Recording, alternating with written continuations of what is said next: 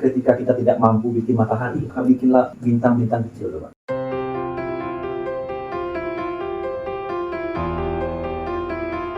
Assalamualaikum warahmatullahi wabarakatuh. Teman-teman, hari ini saya sengaja mendatangi rumah Akang. Kemarin saya mendatangi rumah Babe, kali ini ke rumah Akang. Langsung bertemu dengan salah seorang tokoh inspiratif asal Bengkulu ini. Beliau adalah Bang Erwin.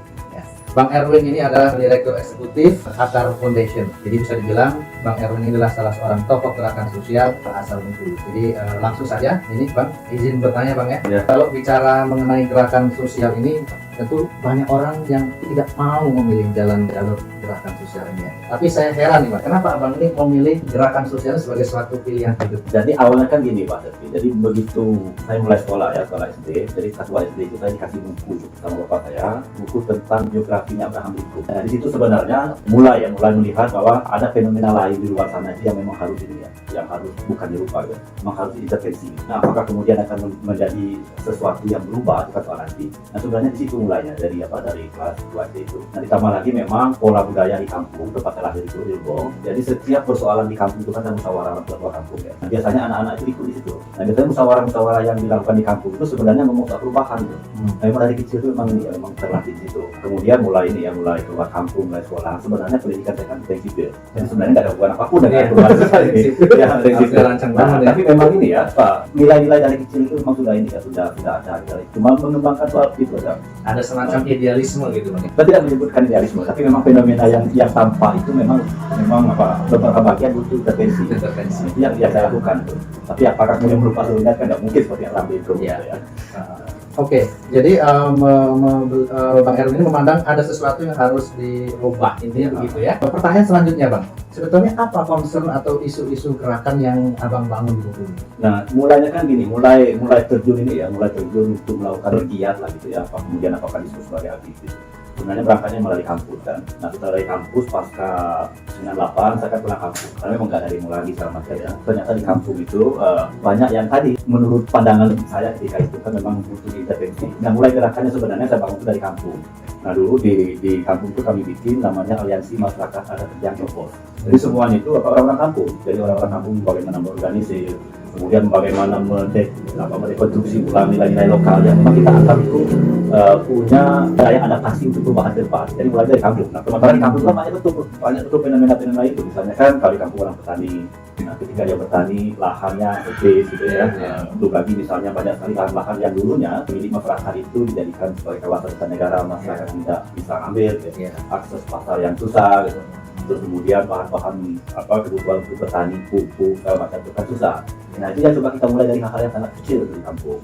Nah dari kampung kan kemudian kita mulai karena konsolidasi cukup bagus, kita mulai keluar kampung. Nah di keluar kampung itu kemudian kita sama-sama ternyata kan banyak juga persoalan yang sama di kampung saya dengan kampung-kampung masyarakat lain. Ada yang Ganong misalnya, kemudian ada yang Rawa, yang Ganong, ya. Dan kemudian terkonsolidasi itu lahirlah Aliansi Masyarakat Adat. Itu sebenarnya ya Pak. Jadi concernnya itu pada isu-isu masyarakat adat, hak-hak masyarakat adat. Mungkin bisa dirinci nggak hak-hak masyarakat adat yang dimaksud yang bagaimana? Jadi yang ini kan berangkat dari fenomena di kampung Pak ya. Jadi hak adat itu yang nampak sehari-hari itu yang memang yang butuh intervensi. Pertama soal penyelesaian adat. Banyak kasus-kasus adat sebenarnya kan ini menurut orang kampung itu penyelesaian dengan jalan adat itu nggak akan mungkin ada konflik turunan. Nah sementara misalnya sementara kalau menggunakan instrumen di luar adat kemungkinan itu memunculkan konflik turunannya besar itu. Sementara hukum adat itu kan bagian dari hak itu satu. Yang kedua itu soal wilayah, soal ruang hidup ya. Nah, masyarakat lokal itu ya, masyarakat adat itu dia memang tergantung hidupnya itu dengan tanah, tidak hanya sebagai fungsi ekonomi kan tanah itu bergabung bersama itu, tapi ada fungsi identitas juga ya. Kemudian ada fungsi religi, kepercayaan lokal yang ada di situ. Itu yang konsennya di dua itu sebenarnya. Pertama soal hukum adat, kemudian soal ruang hidup. Nah kemudian kan berkembang soal hak politik sama sekali. Tapi intinya dua hal itu yang coba dikonsentrasi. Apa di dalamnya masuk juga isu-isu mengenai agrarian? Ya itu ya bagian dari agraria. Tapi versinya kan agak ini juga kalau masyarakat adat kan komunal ya. Kemudian agraria itu ada intervensi hak individu juga di situ kan. Ketika ngomong soal tanah, skema-skema kan banyak skema yang bisa dipakai. Ada skema agraria, ada skema lain yang bisa dipakai. Nah sejauh yang bisa dipakai dan tidak merugikan masing-masing pihak kita pakai untuk memastikan hak itu dia itu apa terpenuhi. Oke, jadi stop di situ bahwa isu utama yang dibangun ini adalah mengenai hukum adat, ya, menyangkut hukum adat untuk menyelesaikan berbagai macam persoalan di kampung-kampung, ya. Kemudian persoalan ruang hidup di mana agraria, tanah itu menjadi sumber penting penghidupan bagi orang-orang di kampung-kampung. Sebetulnya gambaran idealnya seperti apa sih yang diinginkan gitu? Kalau gambaran idealnya kan gini Pak, kalau kita belajar, saya kan belajarnya dari murid yang ada di kampung-kampung itu Pak ya. Jadi ilmu di kampung itu memang tidak boleh ada pihak yang dirugikan dalam proses berkehidupan itu. Semuanya kan seimbang loh. Makanya konsep adat itu sebenarnya kan proses keseimbangan. Nah itu sebenarnya yang kita mau, semuanya seimbang. Kita tidak mau ada pihak yang diuntungkan, kemudian mesti ada pihak yang dirugikan gitu ya. Ada pihak bertindas, kemudian ada pihak yang harus ditindas gitu. Nah kita tidak mau gitu, kita maunya seimbang gitu. Kalau memang sama-sama, kalau orang kampung bilang itu kalau dapat ya sama-sama dapat gitu, kalau tidak ya sama-sama tidak gitu. Tapi itu dalam kerangka kebersamaan, itu yang mau kita ini. Nah selama ini kan kalau kita lihat fenomena di luar itu banyak sekali fenomena yang memang ini ya kontradiksi gitu. Ada yang pihak yang tidak ya, dengan berbagai cara baik legal maupun yang tidak legal dan eksploitasi. Kalau eksploitasi pasti ada sesuatu yang dieksploitasi gitu ya. Kita sebenarnya sederhana saja tidak mau ini. Ya, kalaupun kemudian ada konflik yang muncul, kita tetap memakai jalur orang kampung. Kalau orang kampung kan bilang itu kalau konflik antara tikus dan kucing itu kan kucing tidak boleh malu, tikus tidak boleh luka gitu. Sederhana saja yang mau kita capai itu. Enggak muluk-muluk itu mau bikin apa gitu kan. Iya lebih sederhana. Dan itu mungkin bisa dicapai itu. Dan itu realistis bisa dicapai karena masing-masing orang kan sebenarnya tidak mau orang itu merugikan orang lain. Dan itu kunci ini kan ketika dilahirkan sebagai manusia kan itu kunci itu. Ya memang kalau tikus itu kalau bagi petani itu pasti dianggap hama kan. Ya mungkin harus diberantas gitu. Ya, tapi tikus itu kan mesti ada di dunia ini kan. Untuk mengisi rantai untuk keseimbangan alam ya. Jadi kebersamaan itulah yang diinginkan oleh beliau ya. Makanya beragam sumber daya ya itu dikerahkan. Nah, kalau bicara sumber daya untuk mewujudkan katakanlah gambaran ideal yang dicita-citakan tadi. Sejauh ini apa yang sudah gitu ya atau direncanakan gitu supaya apa yang dicita-citakan secara pribadi tadi itu bisa dicapai gitu.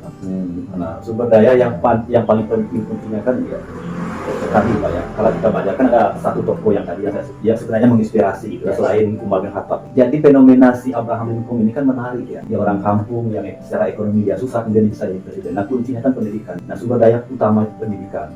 Nah pendidikan kan nggak hanya melalui jalan informal sekolah kan, tapi gimana menguatkan daya kognitif, daya pengetahuan ya. Bisa juga itu yang membangkitkan kembali pengetahuan yang lampau ya. Nah itu menjadi kunci sumber daya kunci. Saya juga pengen bertanya ini menyangkut masalah gerakan ini kan tentu saja kadang kalau bicara gerakan ini ada kelompok-kelompok yang merasa terganggu kepentingannya gitu ya. Sejauh ini gimana pengalaman yang dirasakan? Nah sejauh ini ada bagian-bagian tertentu dari pekerjaan yang kita lakukan itu kan mungkin mengganggu ya. Tapi kuncinya kan di komunikasi itu. Karena tadi kan kuncinya kan orang itu terganggu tadi kalau kemudian si kucingnya malu gitu ya. Atau tikusnya kemudian duka gitu. Nah memastikan itu tidak terjadi. Nah kalau kemudian itu bisa dilakukan, kemungkinan rasa ketersinggungan itu tidak akan terjadi. Nah ini kan ada satu yang kita pakai. Kemudian kan teori kucing dan tikus itu diformulasi menjadi tools. Namanya negosiasi efektif itu. Nah kita bernegosiasi di situ. Nah setiap kepentingan itu kan berarti ada titik temu di situ. Nah pasti kita ketemu di titik yang sama. Mulainya dari situ untuk meminimalisir dia konflik yang dia. Nah orang adat itu kan gitu Pak. Musyawarah. Ya. Dia menyelesaikan sesuatu itu kan dengan pendekatan musyawarah. Nah, jadi semua kepentingan itu silakan dimuntahkan gitu. Tapi ada satu titik temu yang pasti kompromi di situ. Itu yang ini. Kalau sudah diambil keputusan, sudah selesai yang lalu ya. Ya, itu yang coba kita ini praktekkan selama ini. Tentu sudah malang melintang di dunia pergerakan ini berapa tahun tadi Bang? Sekitar 20-an. Wah, 20 tahun luar biasa. Jadi Bang Erwin ini sudah malang melintang di dunia pergerakan 20 tahun teman-teman ya. Tapi yang menarik satu hal yang perlu saya tanya terkait dengan lamanya pergerakan ini, sebenarnya challenge apa gitu ya yang masih tersisa gitu ya? Nah pertama kan memang perkembangan masyarakat itu kan dinamis Pak ya. Jadi nggak bisa kita kemudian misalnya tadi yang sempat disini soal reforma agraria ya. Reforma agraria di zamannya Soekarno sebelum Soekarno dan sampai hari ini kan pasti berbeda. Jadi masyarakat itu kan kemudian dinamis. Nah itu yang kadang-kadang kesulitan kita menemukan formula. Kan nggak mungkin kita pakai reforma agraria lama misalnya yang lama bagaimana dengan hari ini misalnya kan. Nah itu tantangannya. Ternyata masyarakat itu berubah. Nah yang paling gampang misalnya Pak di kampung-kampung itu kan memang sering kami sebut sebagai kontradiksi ya di dalam rumah. Ketika ibu udah pulang dari kebun bawa rendang gitu ya, dia ketemu anaknya lagi main handphone gitu. Nah ini kan berubah polanya Pak, pola berkehidupan itu orang boleh berubah. Nah itu tantangan yang paling berat dalam proses ini. Nah kalau tantangan dari luar kan bisa lah kita ini ya mencari celah-celah. Nah, tantangan paling berat itu di situ. Artinya maksudnya tantangannya itu justru di masyarakat Iya, di kampungnya masyarakat sendiri. ya, gitu ya. itu yang menjadinya. Itu yang memang kadang-kadang ini Pak, kalau orang kampung bilang kan tidak lampu karena hujan, tidak hujan. karena panas. Panas. Itu sebenarnya bukan dia itu keras nggak bisa berubah, itu dinamis Pak. Jadi orang-orang dulu itu udah kasih dia akan ini kan Menyesuaikan diri. Karena kan dalam teori geologi kan gitu Pak ya. Iya. Bahwa manusia itu kan punya daya adaptasi luar biasa. Pengetahuan penting soal dinamika masyarakat itu, bahwa masyarakat itu dinamis, makanya nggak laku dia. Nah itu kadang-kadang kita kesulitan untuk mengikuti proses adaptasi. Sebagai tokoh inspiratif nih, apa yang bisa dipesankan kepada generasi yang katakanlah lebih muda dari Abang? Ya saya terinspirasi juga dari ini Pak, ilmu orang kampung. Jadi ketika kita tidak mampu bikin matahari, maka bikinlah bintang-bintang kecil Pak. Karena itu yang bisa kita lakukan. Kalau bintang kecil itu bersinar terus banyak, dunia juga akan terang.